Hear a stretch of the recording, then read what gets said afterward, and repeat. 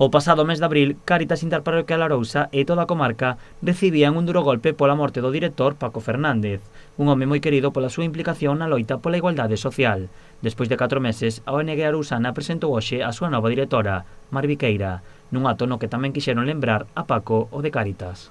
Agradecer todo o que vos comunicastes de él, que era certamente un home bondadoso, un home verdadeiramente de Cáritas, e que para nós supuxo unha gran pérdida. Mar Viqueira leva anos colaborando con Cáritas Interparroquial Arousa, xa sexa no comedor social na Casa de San Cibrán ou no roupeiro municipal, ademais de formar parte da comisión permanente. Viqueira tamén traballou da man con Paco Fernández, do que promete continuar o seu legado. Continuaremos trabajando con el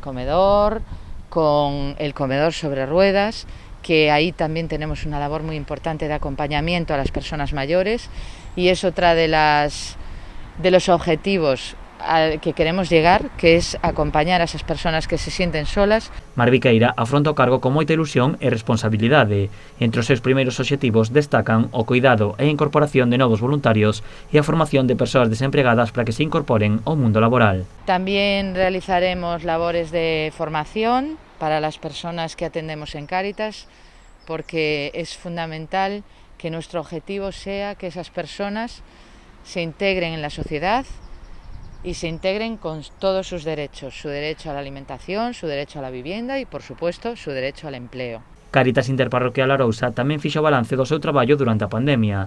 Neste tempo, axudaron a 1.315 persoas entre o comedor social, as persoas sen fogar e as familias con fillos sen recursos. Otro de los colectivos de atención con fuerte presencia fueron las familias con menores, donde queremos destacar la brecha digital. Las familias acompañadas por Cáritas, en un 60%, los menores de esas familias no pudieron finalizar el curso 2020 en igualdad de condiciones que otras familias con otros recursos. O comedor social foi unha das medidas máis importantes durante a pandemia. O reparto a domicilio permitiu tamén axudar a saúde mental de moitas persoas que ao vivir soas non tiña máis xente coa que falar nin posibilidades de desplazarse a facer a compra.